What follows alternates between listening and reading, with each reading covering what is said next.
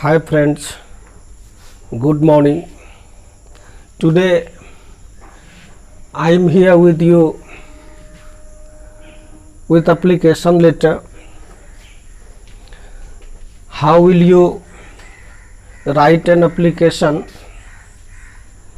I have tried to give you a technique by which you will be able to write an application.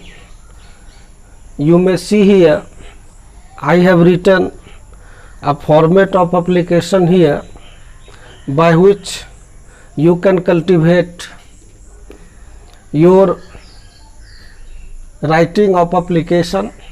First of all, आप यहाँ पर देख सकते हैं कि मैंने एक फॉर्मेट लिखा है एप्लीकेशन, जिसको कि आवेदन पत्र कहते हैं, to the principal TNV college Bhagalpur. इसको लिखने के कई तरीके हैं, कई ढंग से लोग लिखते हैं। आज जैसे देखिए मैंने यहाँ टू दिया, इसके बाद कॉमा दिया है। आज बहुत लोग क्या करते हैं, यहाँ इसको छोड़ भी देते हैं। वो गलत नहीं है, लेकिन पुराने जो लोग हैं उनके पास चला जाएगा और कॉमा नहीं देंगे तो वो उसको गलत मानते हैं। लेकिन अभी जो है ना, अब लोग यहाँ पे कॉमा छोड़ भी दिया करते हैं। जैसे देखिए इसके बाद नीचे मैंने लिखा है द प्रिंसिपल, लेकिन अब लोग इसको ठीक सामने यहीं लिख दिया करते हैं टू द प्रिंसिपल। ये मैंने जो पुराना जो परंपरागत फॉर्मेट है, जैसे लोग लिखा करते थे, उसी तरह से मैंने लिख दिया है। और फिर जो आपको आगे जब मैं बताऊंगा तो नए ढंग से भी बता देंगे।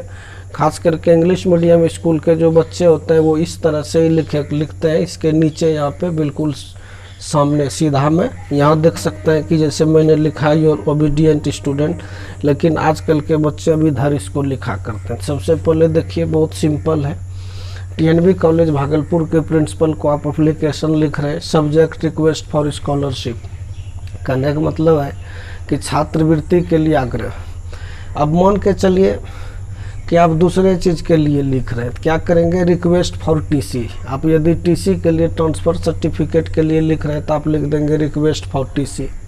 यदि आप लिख रहे हैं मान के चलिए BDO को, प्रखंड विकास पदाधिकारी को, कास्ट सर्टिफिकेट के लिए, तो क्या कर देंगे, टू द BDO, फिर प्रखंड का नाम जहाँ के ब्लॉक है, टू द BDO, मान के चलिए Nathnagar Bhagalpur, request for caste certificate. आप लिख रहे हैं कैरेक्टर सर्टिफिकेट के लिए, तो क्या कर देंगे, रिक्वेस्ट फॉर कैरेक्टर सर्टिफिकेट। इस तरह से सिंपल और आसान तरीका। और मैं ये भी नहीं कर रहा हूँ आपको कि आप इसी तरीके से लिखिए। आप एक बार सीख लीजिए और सीखने के बाद आप खुद अपने तरीके से लिखिए, खुद अपने आप विकसित कीजिए। कोई ये इस तरह से ठीक है लिखना है, लेकिन वो आप जो है ना हेर फेर कर सकते हैं। फिर देखिए सर विथ ड्यू रिस्पेक्ट, जैसे हम लोग लिखते हैं हिंदी में, महाशय सविनय निवेदन है कि उसी तरह से I beg to say that, state that, जो यहाँ पे लिख सकते हैं I want to say that. इस तरह से भी लोग लिखते हैं। इस जगह विथ ड्यू रिगार्ड्स भी लोग कर देते हैं, मोस्ट हम्बली एंड रिस्पेक्टफुल, इस तरह से भी लोग लिखा करते हैं। आपकी मर्जी, आप कैसे लिखते हैं। फिर देखिए यहाँ बीच में मैंने डॉट डॉट दे के खाली छोड़ दिया है। मेन इसी में आपको भरना है। यही जो है ना आपका विषय वस्तु हो जाता है। सब्जेक्ट लिखने के बाद आप इसके बारे में अपना थोड़ा सा डिटेल इसमें लिखते हैं। और ये देखिए मैंने लिखा है therefore request your honour to be kind enough to provide me scholarship. आप कह रहे हैं कि मैं आग्रहपूर्वक आपसे विनम्रतापूर्वक आग्रह करता हूँ कि आप दया दिखाइए और मुझे छात्रवृत्ति दीजिए। For this kind act of gracious favour I shall remain oblige to you for ever. और इस तरह की कृपा करने के लिए मैं सदा के लिए, हमेशा के लिए आपका आभारी बना रहूँगा। फिर योर ओबीडियंट स्टूडेंट, अपना नाम देंगे, क्लास देंगे, सेशन देंगे, रोल नंबर देंगे और डेट। लेकिन आज के बच्चे, जैसा कि मैंने कहा, डेट को यहाँ ऊपर ही लिख देते हैं और इसको इधर लेकर चले आते हैं। ये एक तरह से फॉर्मेट है। आप क्या कीजिए, इसको 1 2 बार 3 बार 4 बार लिखिए। लिखेंगे तो फिर जो है ना आपको धीरे धीरे सोचता आ जाएगा। आप लोग गलती कहाँ करते हैं, कैपिटल स्मॉल की बहुत ही ज़्यादा आप लोगों से गलतियाँ होती है, उस पर आप फोकस नहीं करते। चूँकि मैट्रिकुलेशन में, बिहार बोर्ड में जब ये कंपलसरी नहीं है तो आप बेहतर वे में पढ़ते नहीं इंग्लिश को और डायरेक्ट इंटरमीडिएट क्लास में आकर अन्य क्लास में। और मैं ये नहीं कह रहा हूँ कि किस क्लास के लिए, ये तो 6 क्लास के लिए भी हो सकता है, 7th के लिए, 8 के लिए भी, 9, 10 के लिए, 11th और 12th के लिए भी, किसी के लिए भी उपयोगी होगा। आप एक बार सीख जाते हैं तो आप अपने जूनियर्स को भी सिखा सकते हैं, उन्हें भी समझा सकते हैं। 3 चीज़ों पर आपको फोकस करना है। फिर देखिए, इसी को मैंने काफ़ी सिंपल वे में यहाँ पर एक लिख कर भी समझाने का प्रयास किया। जैसे देखिए, उसी को मैंने इधर लिखा है, to the principal TNV college Bhagalpur, मतलब वही हुआ, सेवा में श्रीमान प्राचार्य महोदय TNV college Bhagalpur, subject request for scholarship, scholarship के लिए आग्रह, इसका छात्रवृत्ति हेतु आग्रह, सब विथ ड्यू रिस्पेक्ट। कहने का मतलब महाशय सविनय निवेदन है कि I beg to say that I am a student of your college of class 12। कह रहे हैं कि सर मैं आपके महाविद्यालय का 12वीं का छात्र हूँ। My father is a landless farmer, और मेरे पिताजी एक भूमिहीन किसान हैं, बटाईदार किसान है कह सकते हैं, खेती करते हैं लेकिन अपना खेत नहीं है। He is not able to meet my expenses. Meet my expenses का मतलब हुआ कि मेरे पिताजी जो है ना मेरा खर्च निर्वहन करने में, पढ़ाई का खर्च उठाने में सक्षम नहीं है। माई फाइनेंशियल कंडीशन इज डिप्लोरेबल, कहने का मतलब मेरी जो वित्तीय स्थिति, आर्थिक स्थिति है वो दयनीय है।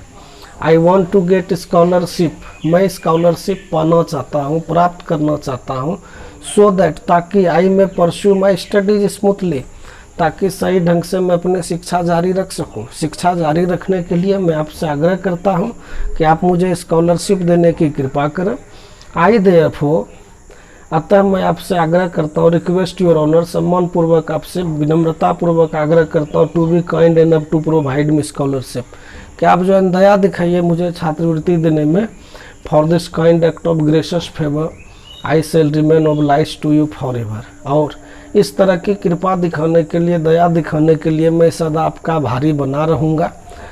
योर ओबीडियंट स्टूडेंट, अपना नाम लिखिए, क्लास लिखिए, सेशन लिखिए, रोल नंबर लिखिए, और इधर जिस दिन आप लिख रहे हैं उस दिन आप जो है डेट दे सकते हैं। यह एक बार जब आप सीख जाएंगे तो इसको कई तरह से लोग लिखते हैं, जैसे योर्स ओबीडियंटली लिखते हैं, योर्स फेथफुली लिखते हैं, लेकिन ये मैंने सबसे आसान तरीका आपको बताया है। आप इस तरह से देखेंगे तो बहुत से पुस्तक में अलग अलग वे में लिखा रहता है। जब 2, 4, 10, 20, 25 आप लिखने लगते हैं और किसी टीचर से मदद लेते हैं, उनसे करेक्शन करवाते हैं, तो फिर आपका जो है ना स्वतः होने लगेगा। इसलिए जैसा कि मैंने कहा कि आपको खुद प्रयास करना होगा। एक बार यदि आप इसको सीख लेते हैं तो सीखने के बाद जो है ना फिर आपका खुद ब खुद होने लगेगा। इसलिए आप इस पर फोकस करेंगे, लिखेंगे, खुद से लिखेंगे और प्रयास करेंगे। चलिए आज यहीं तक। Wish you all the best.